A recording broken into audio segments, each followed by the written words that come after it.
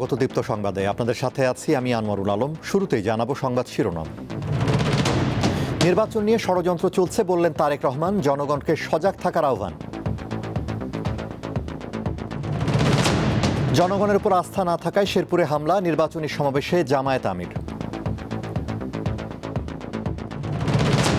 সাফ futsal championship জয়ী নারী দল দেশে ফিরছে সন্ধ্যায়, বড় সংবর্ধনার অপেক্ষা।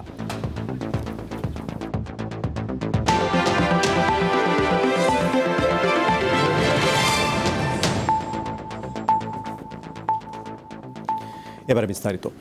একটি মহল 12 ফেব্রুয়ারি নির্বাচন বানচালের ষড়যন্ত্র করছে বলে অভিযোগ করলেন বিএনপির চেয়ারম্যান তারেক রহমান। এ ব্যাপারে সবাইকে সতর্ক থাকার আহ্বান জানিয়েছেন তিনি। আজ রাজশাহীতে নির্বাচনী সমাবেশে তিনি বলেন, বিএনপি ক্ষমতায় গেলে খাল ও নদী খনন, পদ্মা ব্যারাজ তৈরি এবং বরেন্দ্র অঞ্চলে কৃষি শিল্প গড়ে তোলা হবে। উত্তরবঙ্গে নির্বাচনী প্রচারণায় অংশ নিতে দীর্ঘ 22 বছর পর রাজশাহী সফরে আসেন বিএনপি চেয়ারম্যান তারেক রহমান। আকাশপথে বৃহস্পতিবার দুপুর 12:30টায় রাজশাহী বিমানবন্দরে পৌঁছন তিনি। বিএনপির চেয়ারম্যান প্রথমে সস্ত্রীক নগরের হজরত শাহ মখদুম রহমতুল্লাহ আলাইহির দরগা জিয়ারত ও মোনাজাত করেন। পরে রাজশাহীর মাদ্রাসা মাঠে নির্বাচনী জনসভায় অংশ নেন। তার জন্য হাজার হাজার মানুষ অপেক্ষায় ছিলেন। তিনি মঞ্চে উঠতেই এই জনপদের মানুষ উচ্ছ্বাস প্রকাশ করেন। এনাদের প্রত্যেকের হাতে আমি ধানের শীষ তুলে। এ সময় উত্তরাঞ্চলের 13 আসনের প্রার্থীদের পরিচয় করিয়ে ধানের শীষে ভোট চান বিএনপির এই কাণ্ডারি। এদেরকে দেখে রাখা আর এদের বক্তব্যে তারেক রহমান দেশের গণতন্ত্র সুসংহত রাখতে সবাইকে ভোটে অংশ নেওয়ার আহ্বান জানিয়েছেন। বলেন, নির্বাচন নিয়ে এখনো ষড়যন্ত্র চলছে। বিগত 16 বছর 17 বছর এই দেশের সাধারণ মানুষের ভোটের অধিকার যেরকম কেড়ে নেওয়া হয়েছিল, এই দেশের মানুষের কথা বলার অধিকার যেমন কেড়ে নেওয়া হয়েছিল, ঠিক দেশের মানুষের জন্য কোনো কাজ করা হয় নাই। আমরা দেখেছি যে কিভাবে কতগুলো মেগা প্রকল্প করা হয়েছে এবং এই মেগা প্রকল্পের উদ্দেশ্যই ছিল মেগা দুর্নীতি। নির্বাচন ঘিরে অনাকাঙ্ক্ষিত কোনো ঘটনা ঘটলে তার সুষ্ঠু তদন্তের দাবি জানান বিএনপির চেয়ারম্যান। আগামী 12 তারিখে নির্বাচন যাতে কেউ বানচাল করতে না পারে সেজন্য সকলকে সতর্ক থাকতে হবে, সকলকে সজাগ থাকতে হবে। প্রিয় ভাই বোনেরা, জনগণ যদি 12 তারিখে সজাগ থাকে, জনগণ যদি 12 তারিখে সতর্ক থাকে, 13 তারিখ থেকে শুরু হবে জনগণের দিন ইনশাআল্লাহ। বিএনপি ক্ষমতায় গেলে উত্তরবঙ্গে ব্যাপক উন্নয়ন করার প্রতিশ্রুতিও দেন এই নেতা। পদ্মা ব্যারাজের কাজ আমরা শুরু করব, বরেন্দ্র প্রকল্পের কাজ আমরা শুরু করব, 10,000 টাকা পর্যন্ত কৃষি লোন মওকুফের কাজ আমরা শুরু করব। এই কাজগুলো হচ্ছে জনগণের কাজ এবং এই কাজগুলো ইনশাল্লাহ 12 তারিখে ধানের শীষ জয়যুক্ত হলে পরে ইনশাল্লাহ 13 তারিখ থেকে শুরু হবে জনগণের জয়যাত্রা। সব ষড়যন্ত্র মোকাবেলা করে 12 ফেব্রুয়ারির জাতীয় সংসদ নির্বাচনে বিএনপিকে বিজয়ী করার আহ্বান জানিয়েছেন তারেক রহমান। দেশনেত্রী খালেদা জিয়া দেশ গড়েছেন। উত্তরবঙ্গের সন্তান হিসেবে তারেক রহমানের প্রতি এই অঞ্চলের মানুষের বাড়তি আবেগ ও ভালোবাসার প্রকাশ রয়েছে। তাই তো আগামী জাতীয় সংসদ নির্বাচনে দেশ গঠনে এবং গণতান্ত্রিক ধারা অব্যাহত রাখতে এই অঞ্চলের মানুষের ভোট প্রত্যাশা করছেন তারেক রহমান। একই সঙ্গে রাজশাহীর এই জনসভায় বিএনপির এই কাণ্ডারি জবাবদিহিমূলক রাষ্ট্র গঠনের প্রতিশ্রুতিও দেন। রুবায়েত হাসান, দীপ্ত সংবাদ, রাজশাহী। দর্শক, তারেক রহমানের আরও খবর জানাতে নওগাঁ থেকে যুক্ত হয়েছেন সহকর্মী রুবায়েত হাসান। কথা বলবো তার সঙ্গে। রুবায়েত, তারেক রহমান রাজশাহীর জনসভায় আর কি বার্তা দিয়েছেন আর তার সফর নিয়ে আমাদের বিস্তারিত জানান।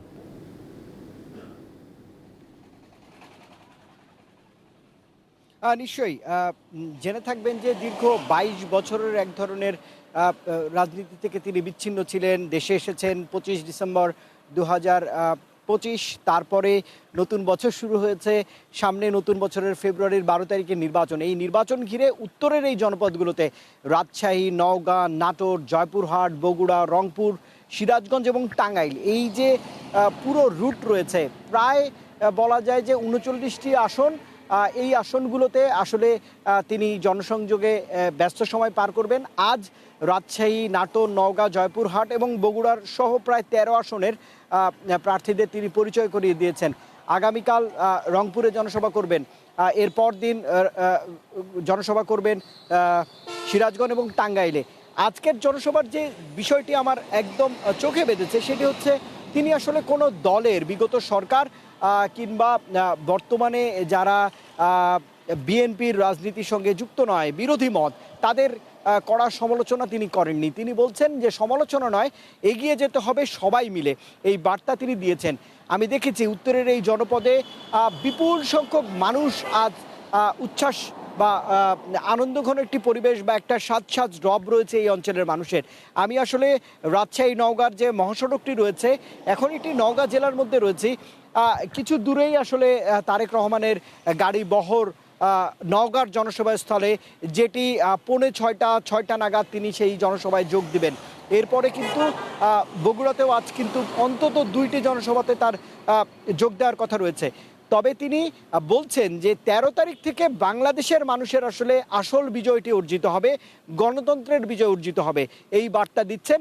একই সঙ্গে তিনি বিগত সময় যখন ক্ষমতায় ছিলেন, তার দল বা তার মা প্রয়াত খালেদা জিয়া যেই অসমাপ্ত কাজগুলো উত্তরের জনপদের জন্য তারা করতে চেয়েছিলেন, 2005 সালের শেষ দিকে এখানে এসেছিলেন, এই জনপদে এসেছিলেন, সেই অসমাপ্ত কাজগুলো করবার প্রতিশ্রুতি দিয়েছে। তবে জনগণের মধ্যে এক ধরনের বাড়তি উন্মাদনা বা উচ্ছ্বাস রয়েছে।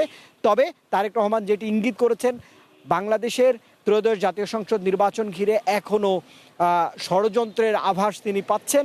সেই ষড়যন্ত্র রুখে দেওয়ার জন্য উত্তরের জনপদের মানুষকে তিনি বলেছেন একত্রিত হতে, ভোট কেন্দ্র আগলে রাখতে, ভোটে অংশগ্রহণ করতে। এই বার্তা তিনি আসলে দিচ্ছেন। আগামী 3 দিন আসলে আর কি বার্তা দেন সেটি আমরা দীপ্ত টেলিভিশনের মাধ্যমে জানাবো। তবে এই মুহূর্তে তিনি নওগাঁর পথে রয়েছেন, কিছুক্ষণের মধ্যে সেই জনসভায় তিনি আসলে যোগ দিবেন। জি রুবায়েত, আপনাকে ধন্যবাদ। নওগাঁ থেকে যুক্ত হয়েছিলেন সহকর্মী রুবায়েত হাসান। নির্বাচনী প্রচারে ফের চাঁদাবাজদের বিরুদ্ধে সোচ্চার হলেন জামাতে ইসলামীর আমির শফিকুর রহমান। তিনি বলেন, অসাধু চক্র ও চাঁদাবাজদের কারণে কৃষক তার পণ্যের ন্যায্য মূল্য পায় না, যার পরিণতি ভোগ করতে হয় জনগণকে। তিনি এর বিরুদ্ধে সারা দেশের ব্যবসায়ীদের রুখে দাঁড়াতে আহ্বান জানান। দুপুরে রাজধানীর কারওয়ান বাজারে এক নির্বাচনী জনসভায় বক্তৃতায় তিনি এসব কথা বলেন। জামাতের আমির আরও বলেন, 13 ফেব্রুয়ারি থেকে বাংলাদেশের চিত্র পাল্টে যাবে। জামায়াত যদি ক্ষমতায় যেতে পারে, তখন 90% চাঁদাবাজের হাত অবশ হয়ে যাবে। আমরা আশাবাদী 13 তারিখ থেকে বাংলাদেশের চিত্র পাল্টে যাবে ইনশাআল্লাহ। সে নির্বাচন সেই ফলাফল বার্তা দেবে যে এরা কোনো চাঁদাবাজি করে না এবং কোনো চাঁদাবাজি বরদাস্ত করবে না। সাথে সাথে 90% চাঁদাবাজের হাত অবশ হয়ে যাবে। বাকি 10% যারা থাকবে ওদেরকে বুঝাবো, বুঝ না মানলে যা করা দরকার তাই করা হবে ইনশাআল্লাহ। শেরপুরে বুধবারের সহিংসতায় জামায়াতে ইসলামীর এক কর্মীর মৃত্যুতে অন্তর্বর্তী সরকার গভীর উদ্বেগ প্রকাশ করেছে। প্রধান উপদেষ্টার প্রেস উইংয়ের বিবৃতিতে এ উদ্বেগ প্রকাশ করা হয়। বিবৃতিতে আরও বলা হয়, জাতীয় নির্বাচন আর মাত্র 2 সপ্তাহ দূরে থাকাকালে বিএনপি ও জামায়াতে ইসলামী সহ সকল রাজনৈতিক দলের প্রতি দায়িত্বশীল নেতৃত্ব প্রদর্শন এবং তাদের সমর্থকদের মধ্যে সংযম নিশ্চিত করার আহ্বান জানাচ্ছে সরকার। গণতান্ত্রিক প্রক্রিয়ায় সহিংসতা, ভয়ভীতি প্রদর্শন এবং প্রাণহানির কোনো স্থান নেই। শেরপুরে সংঘর্ষ ও হত্যাকাণ্ডের ঘটনায় পুলিশ তদন্ত শুরু করেছে জানিয়ে এ ঘটনার সঙ্গে জড়িত সবাইকে আইনের আওতায় আনা হবে বলে বিবৃতিতে উল্লেখ করা হয়।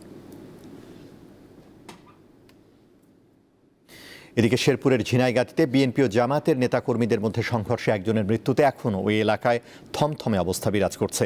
বুধবার ঝিনাইগাতীতে নির্বাচনী ইশতেহার ঘোষণাকে কেন্দ্র করে বিএনপি ও জামায়াতের নেতাকর্মীদের মধ্যে দফায় দফায় সংঘর্ষ হয়। এতে কমপক্ষে 50 জন আহত হন। গুরুতর আহত অবস্থায় রেজাউল করিমকে ময়মনসিংহ মেডিকেল কলেজ হাসপাতালে ভর্তি করা হলে রাতে তার মৃত্যু হয়। এ ঘটনায় সংশ্লিষ্ট উপজেলা নির্বাহী কর্মকর্তা ও থানার ভারপ্রাপ্ত কর্মকর্তাকে প্রত্যাহার করা হয়েছে। চট্টগ্রাম বন্দরের নিউমুরিং টার্মিনাল পরিচালনায় বিদেশি কোম্পানির সঙ্গে অন্তর্বর্তী সরকারের চুক্তি বৈধ বলে রায় দিয়েছে হাইকোর্ট। বৃহস্পতিবার বিচারপতি জাফর আহমেদের একক বেঞ্চ এ রায় দেন। এর আগে গত বছরের 4 ডিসেম্বর বিচারপতি ফাতেমা নজিব ও বিচারপতি ফাতেমা আনোয়ারের দ্বৈত বেঞ্চ নিউমুরিং টার্মিনাল নিয়ে ভিন্ন মতের রায় দেন। পরে প্রধান বিচারপতি মামলাটি নিষ্পত্তির জন্য বিচারপতি জাফর আহমেদের বেঞ্চে পাঠান। নিউমুরিং কন্টেইনার টার্মিনাল পরিচালনায় 2019 সালের 17 ফেব্রুয়ারি সংযুক্ত আরব আমিরাতের ডিপি ওয়ার্ল্ডের সঙ্গে সরকারি বেসরকারি অংশীদারিত্বে সমঝোতা স্মারক হয়। ওই চুক্তির প্রক্রিয়ার বৈধতা নিয়ে বাংলাদেশ যুব অর্থনীতিবিদ ফোরামের পক্ষে সংগঠনটির সভাপতি মির্জা ওয়ালিদ হোসাইন গত বছর রিট করেছিলেন।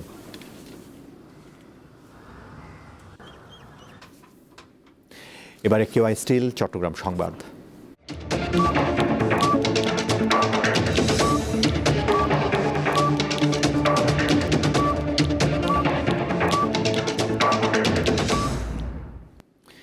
চট্টগ্রাম বন্দরে নিউমুরিং কন্টেইনার টার্মিনাল এনসিটি পরিচালনায় বিদেশি অপারেটর নিয়োগে সরকারি উদ্যোগের প্রতিবাদে আগামী শনি ও রবিবার ৮ ঘণ্টা করে কর্মবিরতির ঘোষণা দিয়েছে চট্টগ্রাম বন্দর শ্রমিক দল। সকালে চট্টগ্রামে সাংবাদিক সম্মেলনে শ্রমিক নেতারা জানান, এনসিটি বন্দর কর্তৃপক্ষের অর্থায়নে গড়ে তোলা একটি স্বয়ংসম্পূর্ণ টার্মিনাল। এটিকে লাভজনক স্থাপনা উল্লেখ করে বন্দরের সিংহভাগ আয় এই টার্মিনাল থেকে আসে বলে জানান শ্রমিকরা। বন্দরের কাজ পরিচালনা বিদেশি সংস্থার মাধ্যমে করার উদ্যোগ বিগত হাসিনা সরকারের নেয়া একটি প্রকল্প উল্লেখ করে শ্রমিক নেতারা বলেন, এই উদ্যোগ সফল হলে দেশের সার্বভৌমত্ব হুমকির মুখে পড়বে। বন্দরের টার্মিনাল বিদেশিদের কাছে ইজারা দেওয়ার উদ্যোগ থেকে সরকারকে অবিলম্বে সরে আসার আহ্বান জানান শ্রমিক নেতারা।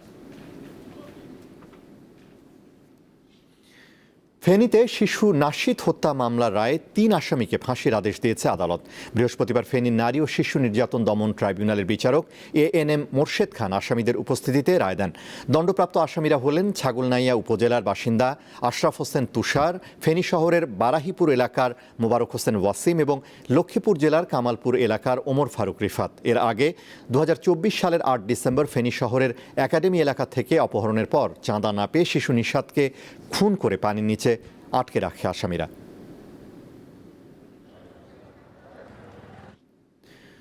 নির্বাচনকে সামনে রেখে কুমিল্লা ও চাঁদপুরের বিভিন্ন এলাকায় 750 জন বিজিবি সদস্য মোতায়েন করা হচ্ছে।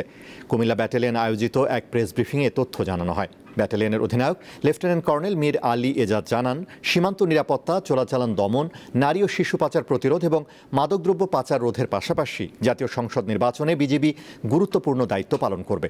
সরাইল রিজিয়নের আওতাধীন কুমিল্লা সেক্টরের অধীন কুমিল্লা ব্যাটালিয়ন জেলার 9টি এবং চাঁদপুর জেলার 5টি সংসদীয় আসনে নিরাপত্তার দায়িত্বে নিয়োজিত থাকবে।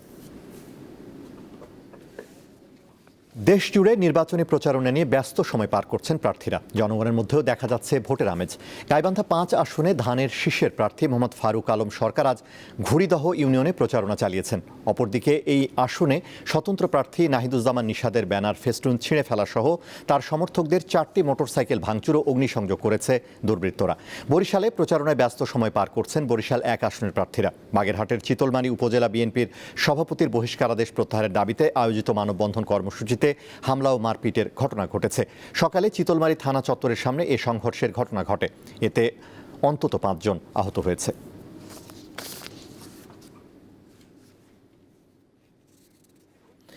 ত্রয়োদশ জাতীয় সংসদ নির্বাচনের সঙ্গে একই দিনে হবে গণভোট। তবে গণভোট নিয়ে সাধারণ মানুষের মাঝে দেখা দিয়েছে বিভ্রান্তি, আর নতুন ভোটারদের মধ্যে রয়েছে কৌতূহল। গণভোটের বিষয়ে ভোটারদের সচেতন করতে দিনাজপুরে জেলা তথ্য অফিস থেকে নেওয়া হয়েছে নানা উদ্যোগ।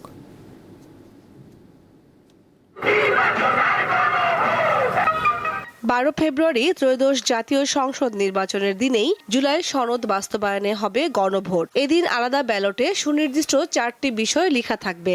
এই সনদ বাস্তবায়নে সমর্থন আছে কিনা সেই প্রশ্নে হ্যাঁ অথবা না ভোট দেবেন ভোটাররা।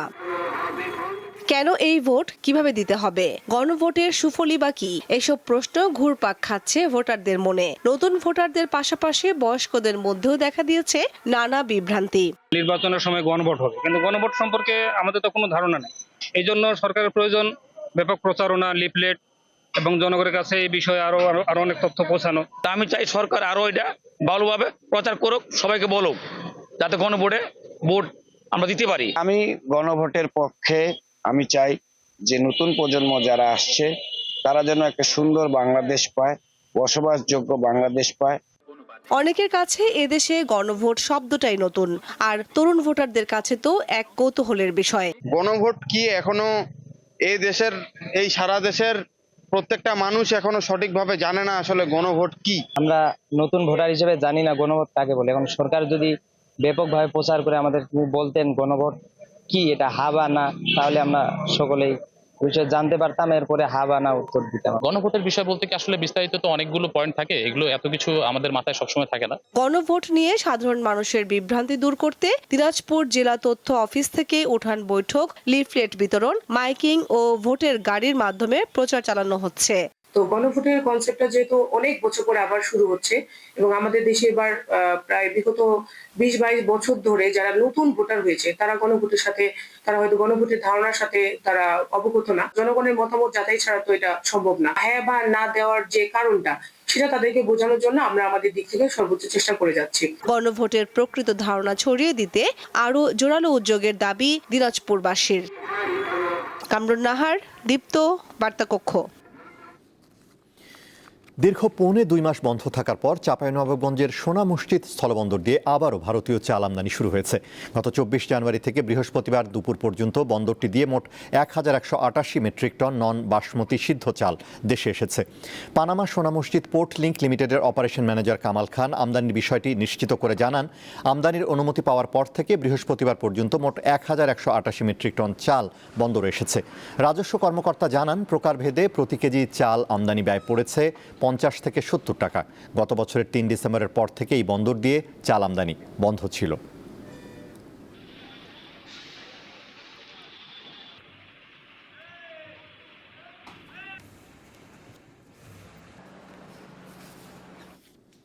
আন্তর্জাতিক গাজা উপত্যকার শাসনভার একটি টেকনোক্রেটিক কমিটির কাছে হস্তান্তর করতে সম্মতি জানিয়েছে ফিলিস্তিনের স্বাধীনতাকামী সংগঠন হামাস। তবে কয়েকদিনের মধ্যেই রাফা সীমান্ত পুরোপুরি খুলে দেওয়ার শর্ত দিয়েছে তারা।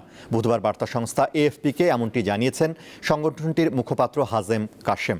সাক্ষাৎকারে তিনি বলেন, গাজার শাসনভার হস্তান্তরের জন্য সব প্রস্তুতি সম্পন্ন হয়েছে।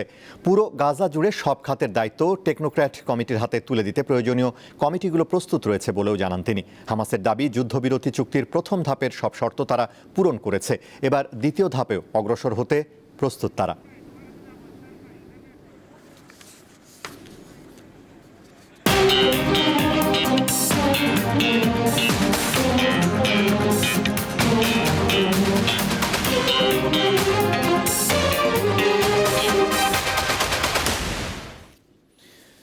দর্শক, সাফ ফুটসাল চ্যাম্পিয়নশিপ জয়ী বাংলাদেশ নারী দল কিছুক্ষণ পর ঢাকার বিমানবন্দরে অবতরণ করবে।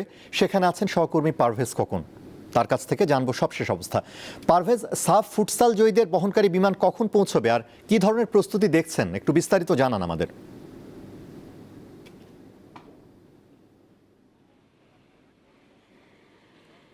সাফ ফুটসাল নারী চ্যাম্পিয়নশিপ দল আসার কথা 6:15টায়। তাদেরকে সংবর্ধনা দেওয়ার জন্য খোলা বাসে করে শহর ঘোরানো হবে। বিমানবন্দর থেকে নেওয়া হবে হাতের ঝিল থেকে নেওয়া হবে বাফুফে। হাতের ঝিলে থিম্পু থিয়েটারে দেওয়া হবে, তাদেরকে সংবর্ধনা দেওয়া হবে, তাদেরকে পুরস্কার। এই ছাদখোলা বাসে করে তাদেরকে নেওয়া হবে। সেখানে কিছুক্ষণ আগে এই বাসটি এসে পৌঁছায়। 2018 সালে এই দলটি শুরু হয় পথ চলা, কিন্তু এরপর দীর্ঘ 6 বছর বন্ধ ছিল সে কার্যক্রম। গত বছর এই ফুটসাল দল পথ চলা শুরু হয়, আবার নতুন করে এই বছরই চ্যাম্পিয়ন হয়। থাইল্যান্ডে নিজেদের শেষ ম্যাচে মালদ্বীপকে 14-2 গোলে হারিয়েছে বাংলাদেশ। সেখানে অধিনায়ক সাবিনা খাতুন 13টি গোল করেছে পুরো টুর্নামেন্টে। সে কিন্তু 2022-2024 সাফ চ্যাম্পিয়ন ফুটবলেও সে অধিনায়ক ছিল। বাফুফে থেকে সংবর্ধনা দেওয়ার জন্য সব কিছু ব্যবস্থা রাখা হয়েছে। বাফুফে দল এখনও আসেনি, তাদেরকে সংবর্ধনার জন্য তারা প্রস্তুত আছে। ছাদখোলা বাসে করে নেওয়া হবে, এখান থেকে মতিঝিল ভবনে যাওয়ার আগে যাবে হাতির ঝিলে দেওয়া হবে তাদেরকে পুরস্কার এবং সংবর্ধনা। আমি আরেকটি বিষয় জানিয়ে রাখতে চাই, এই আসরে ছেলেরাও অংশগ্রহণ করেছিল, তবে সেখানে 6 ম্যাচে 7 পয়েন্ট পেয়ে পঞ্চম হয়ে তারা শেষ করেছে। তবে মেয়েরা চ্যাম্পিয়ন, ইভেন অপরাজিত চ্যাম্পিয়ন হয়েছে মেয়েরা। এখানে আজকে দর্শকের উপস্থিতি কমই বলা যায়, তেমন একটা নেই। ফুটবল আর ফুটসালের যে পার্থক্যটা সেখানে হচ্ছে, ফুটসালে প্লেয়ার 5 জন করে খেলা হয়, সেখানে ফুটসালেই তাদেরকে চ্যাম্পিয়ন হয় প্রথমবারের মতো অংশগ্রহণ করেই। তাদের এই দেশে ফেরাকে স্মরণীয় করে রাখতেই এই আয়োজন। ছাদখোলা বাসে করে তাদেরকে সংবর্ধনা দেওয়া হবে। আনোয়ারুল। জি পারভেজ, আপনাকে ধন্যবাদ। বিমানবন্দর থেকে জানাচ্ছিলেন আমাদের সহকর্মী পারভেজ খোকন। দর্শক, শেষ করব দীপ্ত সংবাদ, তার আগে সংবাদ শিরোনামগুলো জানাবো আরও একবার। নির্বাচনে ষড়যন্ত্র চলছে বললেন তারেক রহমান, জনগণকে সজাগ থাকার আহ্বান। জনগণের উপর আস্থা না থাকায় শেরপুরে হামলা, নির্বাচনী সমাবেশে জামায়াত আমির। সাফ ফুটসাল চ্যাম্পিয়নশিপ জয়ী নারী দল দেশে ফিরছে সন্ধ্যায়, বড় সংবর্ধনার অপেক্ষা।